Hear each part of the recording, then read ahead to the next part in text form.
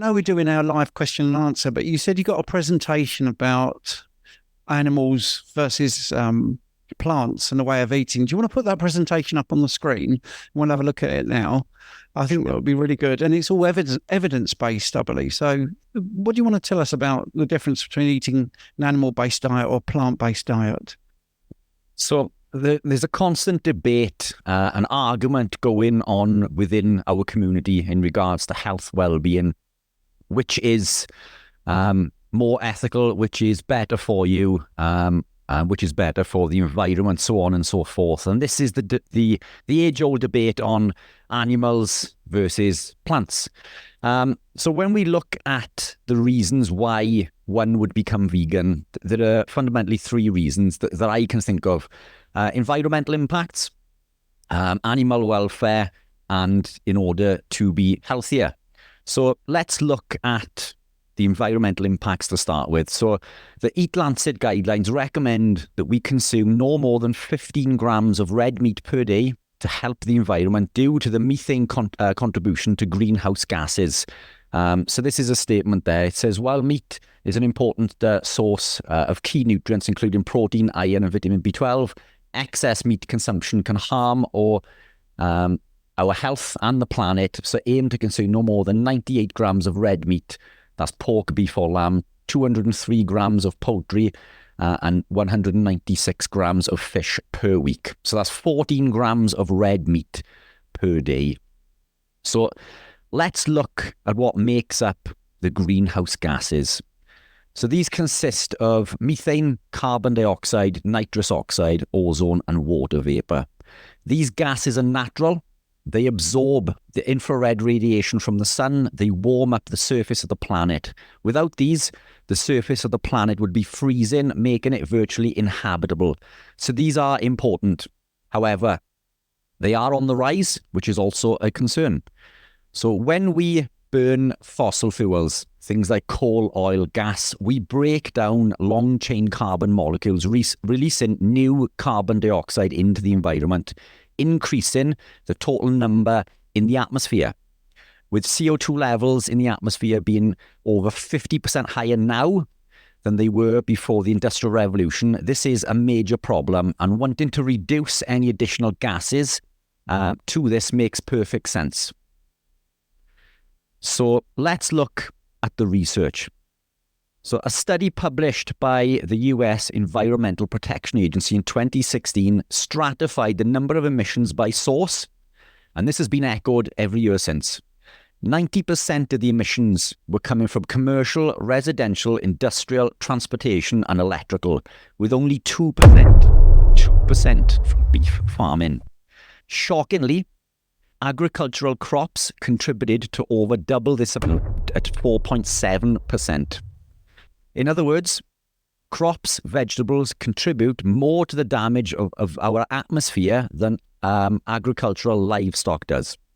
The gases produced here with the machinery, energy, transportation all over the world comes from unnatural sources, i.e. burning more of these fossil fuels. The gases from ruminant animals are different. It's natural and are all part of something called the carbon cycle. The carbon cycle is a natural process in which methane produced by ruminants goes into the atmosphere and is broken down into carbon dioxide. This carbon dioxide is then used by plants during cellular respiration. Then the ruminants eat these plants, releasing methane back into the atmosphere, and the cycle repeats itself. No new carbon is created during this process. The carbons produced here are essential for the planet's survival, with no net gain to the atmosphere carbon contribution, unlike the industrial practices introduced by crop farming. Another important point here is that methane only makes up 8 to 10% of all greenhouse gases, meaning the 1.9 contribution from the cows can be lowered further as a potential contributor to these greenhouse gases.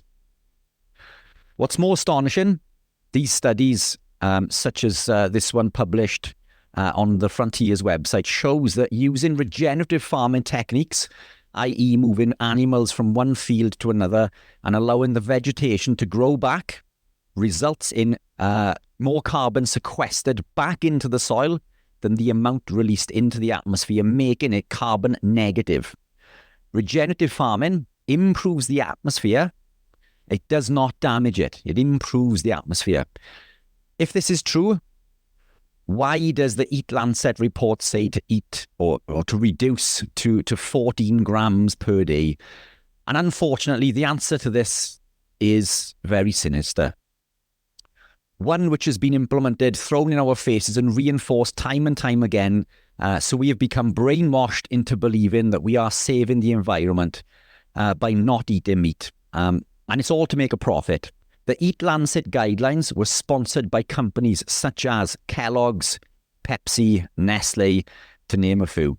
Companies who have benefited in the trillions from more sales because of the plant-based revolution. Plant-based propaganda. So the fact here is that if one were to truly care about the environment, supporting regenerative farming over agriculture crop farming not only reduces the damage to the atmosphere, but actually improves it. Now, animal welfare. I hate animal cruelty. I am an animal lover. This is why I am carnivore. Many people become vegan for the right reasons. They are animal lovers and they want to protect the planet and save the environment. And guess what? I agree with them. We should all be doing this. They are against caged animals, chickens and cows stuck in small pens for their milk and eggs. I too am against these things, and I believe that the rest of the carnivore community feels the same way. Now, the thing with carnivores and vegans is that we may look complete opposites on the surface, but we are one and the same. We are just wearing different clothes. We both have different approaches, but we both want the same thing.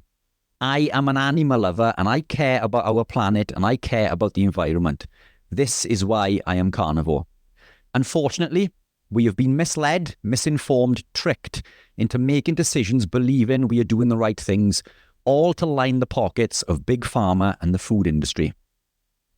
Big Pharma and the food industry have been working together since the 1950s.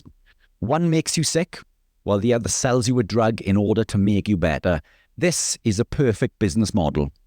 We see CEOs of Coca-Cola as directors on the board of Pfizer. We need to question everything mainstream media tells us, as more often than not, there is a hidden agenda pushed on us and repeated time and time again until we believe it. As a carnivore, I only eat animals that are not confined to a cage. I am against caged and housed animals. Animals should be free, not confined to a cage. I don't need to fly planes from all over the globe, contributing to the damage to our atmosphere. Many vegans do this for their avocados, their apples and bananas, causing way more damage to the atmosphere than the van that drives my meat 5 miles down the road. Emissions from aviation are a significant contributor to climate change. For example, 224 avocados are the equivalent to taking a plane flight. How many avocados do you eat each year? As we have shown earlier, the whole methane argument is, pardon the pun, bullshit. Now, I hear you saying that even despite the environmental impacts, vegans are not killing animals and carnivores do. But this isn't strictly true. Just because a vegan doesn't eat animals directly or consume animal proteins, this doesn't mean no animals are harmed or lives are lost. So let me explain. In order to grow a field of soy or corn or wheat, first tractor will plough the land, driving its heavy spikes deep into the earth in order to turn it over, pulling all of the vegetation from its roots, as you can see in the image. But notice all of those birds following the tractor. Well, why is this? Now, I must warn graphic content on the next slide, so please be aware. As the machinery carries out this action, lots of animals, mice, rabbits, voles, as well as worms, beetles, and other insects are caught in the machinery and killed, leaving easy pickings for the birds. But many may think that this only happens once, but not at all.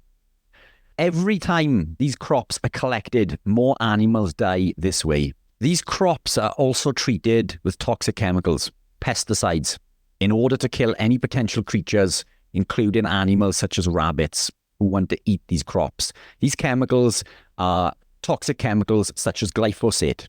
Glyphosate is a herbicide that kills the microbes in the ground, desertifying the soil, making that soil a monocrop, not fit for use for anything else other than growing that single crop.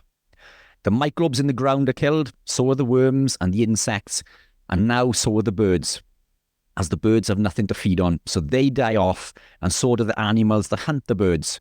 By growing the crops on that one piece of land, we have now destroyed a whole ecosystem.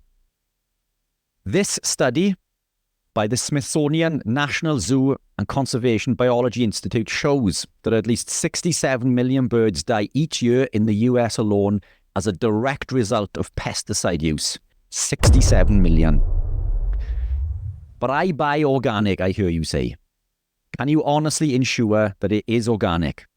Many supermarkets who state that they do supply organic have been challenged and been proven wrong.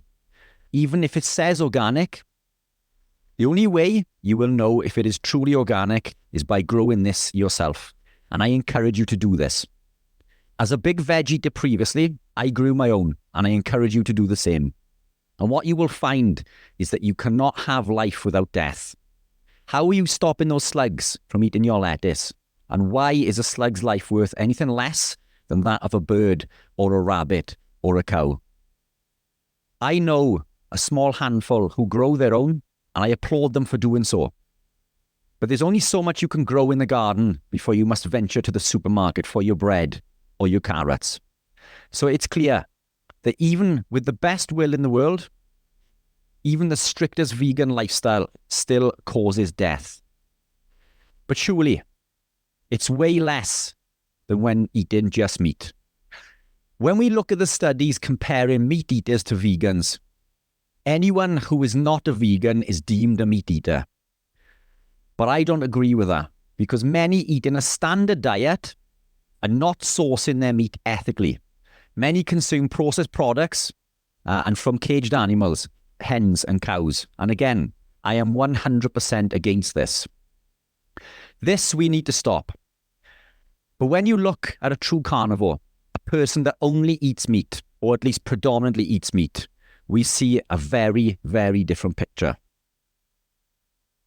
Analysing various studies and statistics, including the Davis study and the wildlife population density studies, where, for example, 52% of field mice die during field activities, 77% of rats, and why is a rat's life worth anything less than a cow, or any other animal for that matter? And also we find over 50% of grey-tailed voles die during alfalfa mowing. That we have evaluated these figures from a number of sources, and we are being incredibly conservative with these figures. Many studies showed way more death than the figures that we are presenting today. Now, the research shows that there are around 274 animals killed per acre in order to bring the produce to the table. 1 acre will feed around 12 people per year. That's 21 deaths per year. Now, I admit, now this is incredibly low. However, this does not account for other wildlife, such as the birds, the bees, the insects that are affected by the use of pesticides. And remember, those 67 million birds each year in the US alone. Now, what about nutrition? Is being a vegan healthier? So, if we take a look at this slide, Steve, we have stratified here two so-called superfoods, blueberries and kale. And then over the right-hand side of the line on there, we have animal proteins, ribeye, beef liver, fish roe, eggs, so on and so forth. Every vitamin and mineral, from vitamin A down to zinc. Now, if we look at this image, Steve, and I'll say this for the purpose of the people listening to the audio podcast, but there is no vitamin A in vegetables. True vitamin A comes in the form of retinol. Now, what's contained in vegetables is a precursor called beta-carotene, which isn't vitamin A at all. This beta-carotene needs to be converted into the active form of retinol, but in order to do so, it needs to be acted upon by an enzyme called BCMO, which depletes this beta-carotene by 21 times, making the amount converted close to zero.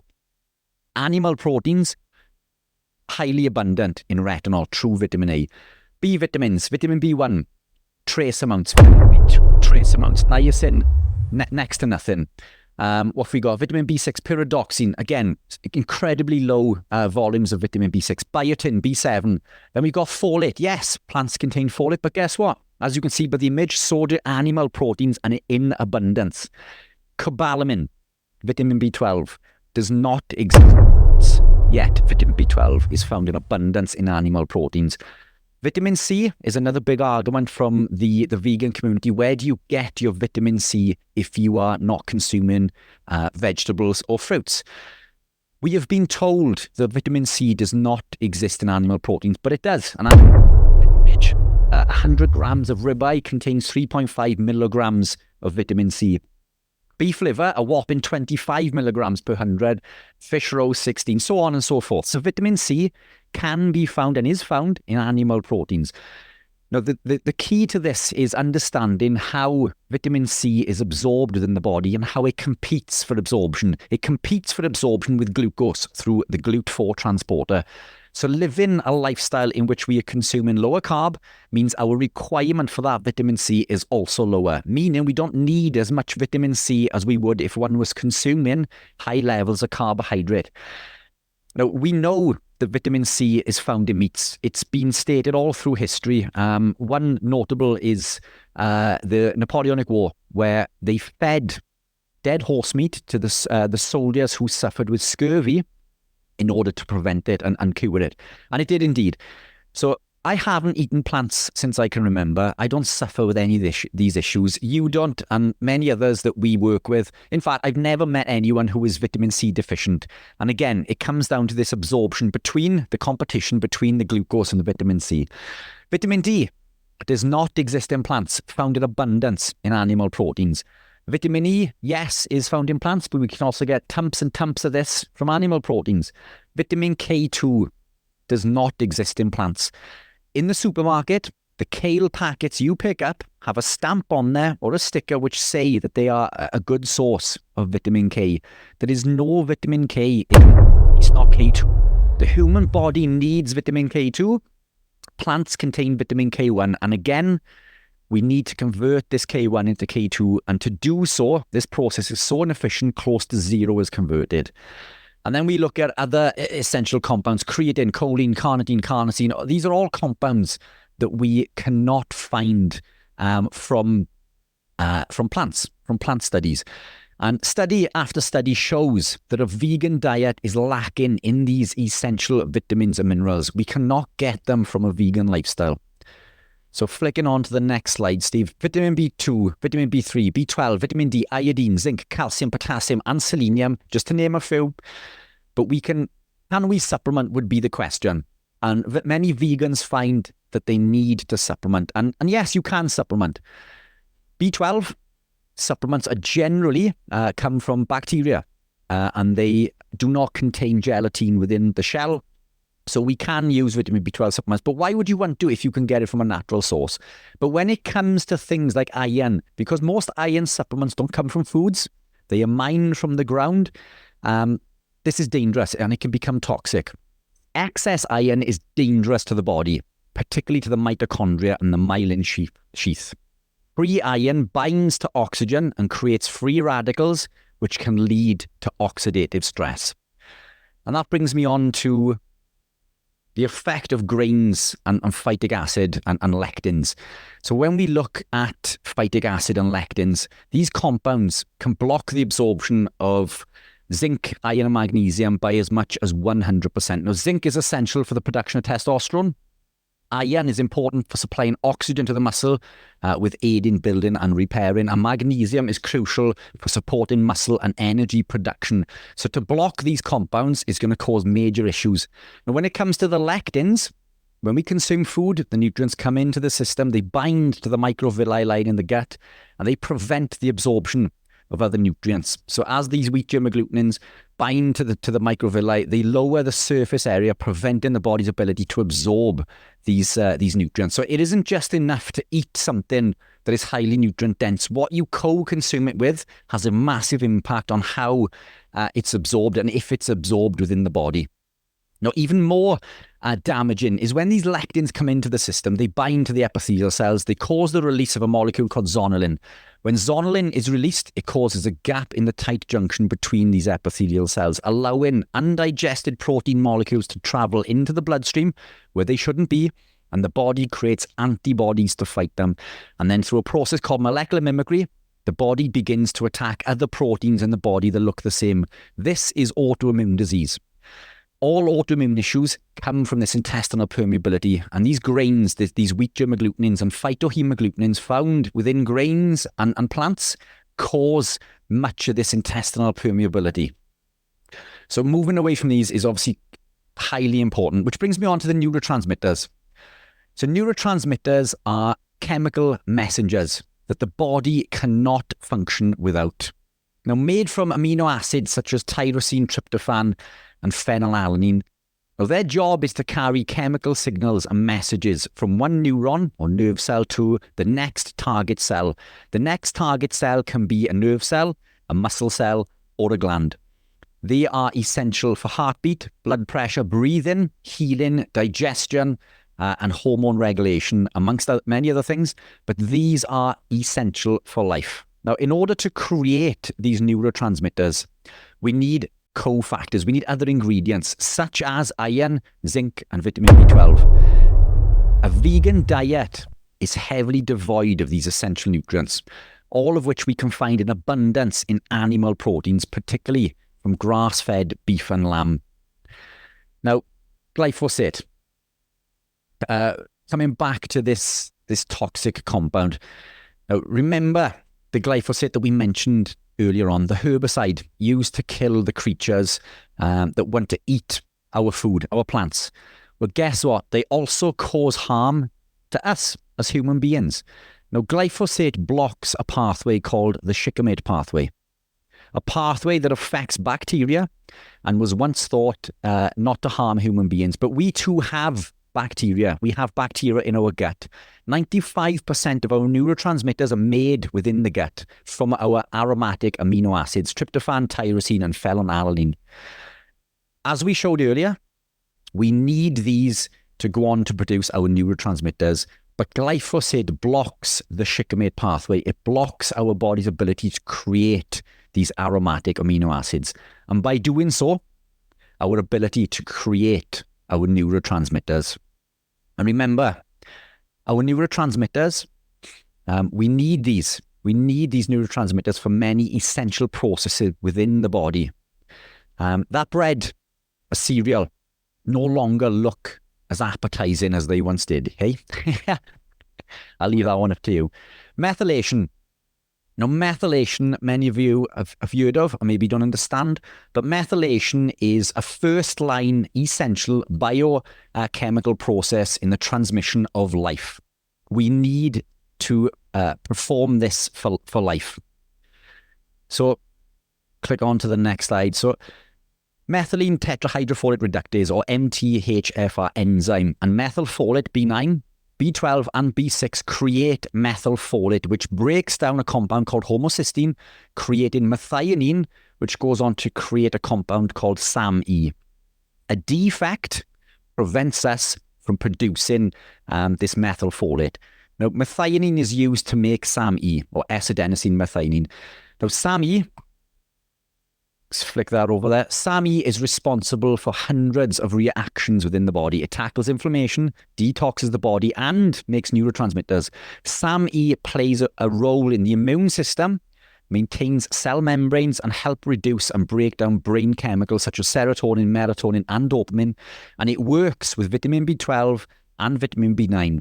So a deficiency in either one of these may reduce levels of SAMe. Now, we need these essential cofactors to perform methylation. We can't methylate without them.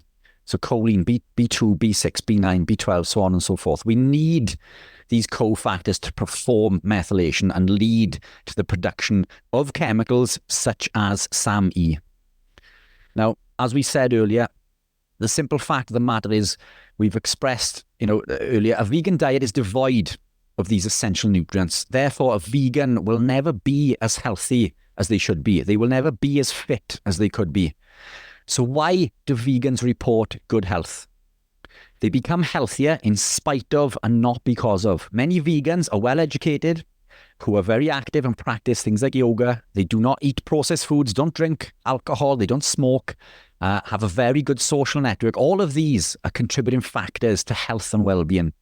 Many vegans, when making their transition, will see fantastic health benefits. And I too believe a vegan lifestyle is healthier than a standard lifestyle.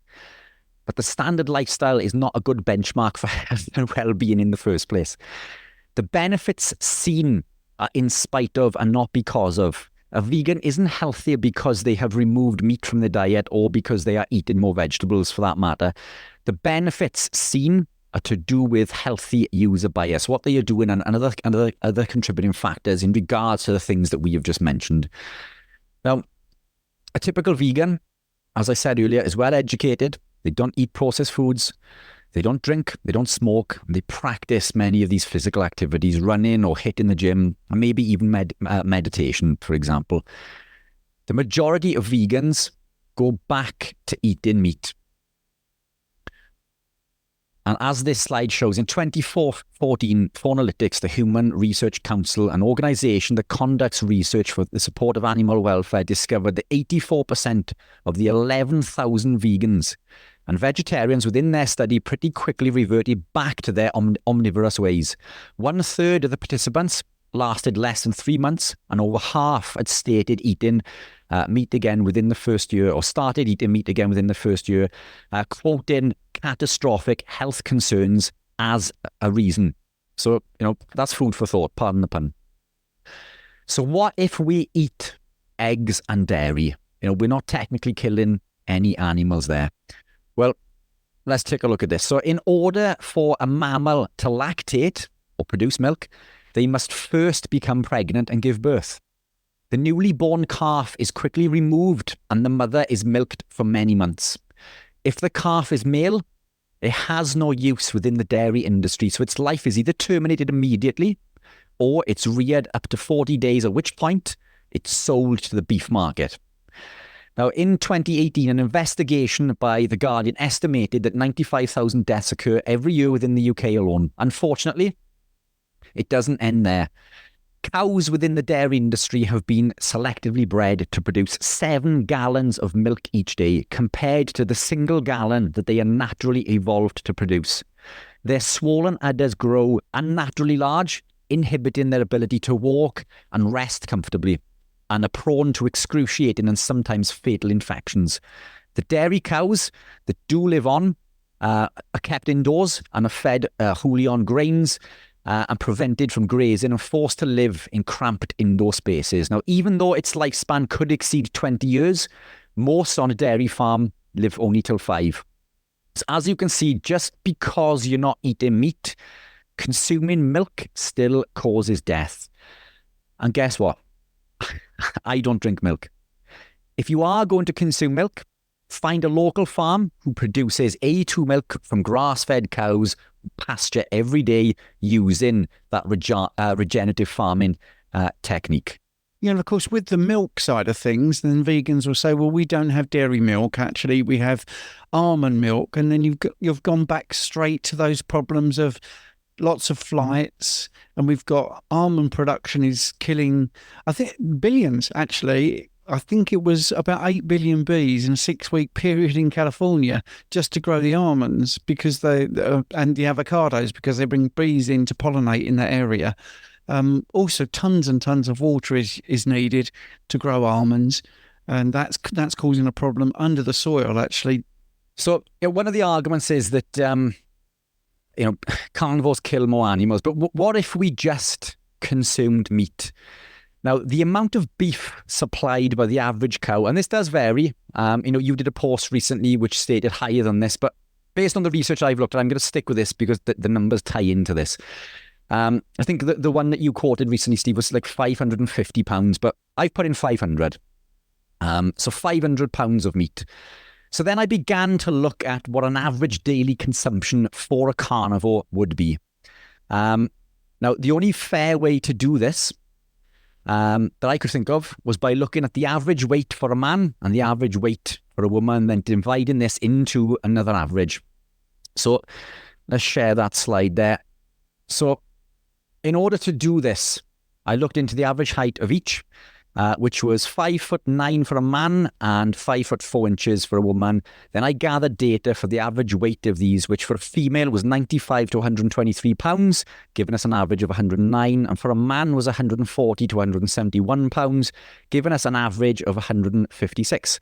Adding these together and dividing them by 2 gives us a figure of 132 pounds. So how much meat, and I agree, this is, purely hypothetical in regards to the averages. We're all different, but this is the only fair way that I could see to do this. But how much meat would the average person that weighed 132 pounds consume per day? Now, when you and I work with clients, we find that 1 gram per pound of body weight works extremely well.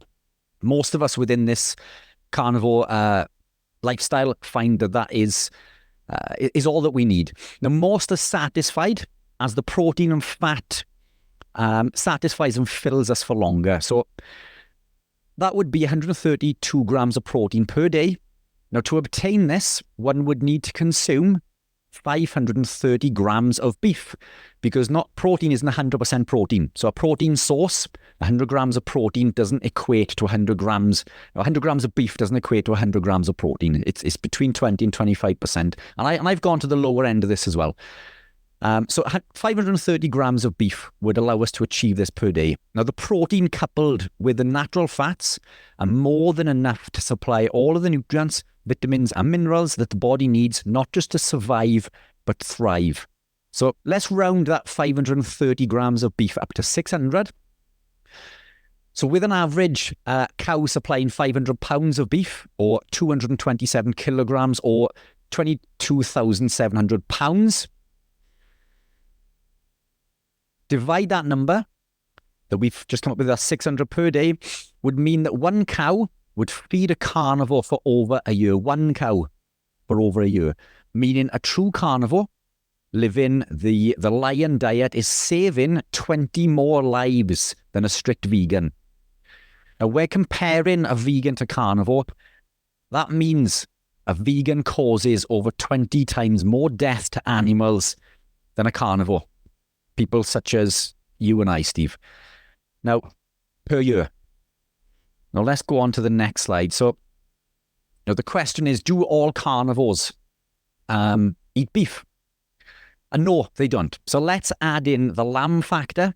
A typical lamb would be enough to feed an average person for 38 days. A pig would supply over 100. So it doesn't matter which way you mix this up. A person living a true animal-based lifestyle who supports regenerative farming causes, at worst, 5 times less death than a vegan. 5 times less death. This carnivore would also contribute to 0 damage to the environment while supporting local businesses, which is absolutely astonishing. So yeah, as we just put on that side, at the very worst, a person living an all-animal protein diet would cause 5 animal deaths per year. That's at least 4 times less than a pure plant-based lifestyle. So the argument from the vegan or vegetarian community, Steve, would be that they're not causing harm directly. And maybe so, maybe not intentional, but you most certainly are indirectly. Now, if you were to drive to the supermarket and accidentally knock over and kill a fox, did you do it on purpose? No. But did you still kill that fox? Yes. Now, if you knew that every other time you were to drive to that supermarket, you would run over and kill a fox, would you still drive to the supermarket? Because now you know that you were going to cause death. Now you know an animal is going to die, making you responsible if you were to do so. So now, given the information that Stephen and I have supplied to you today, you are now aware that crop production not only damages the environment, but causes death to animals. So, as a lover of our planet, and as a lover of animals, are you going to continue to cause more death to animals just by burying your head in the sand and pretending that you're not, turning a blind eye and looking away? Or are you going to take this information seriously and truly make a difference to the environment and the animals which live upon it? You decide. Mic drop.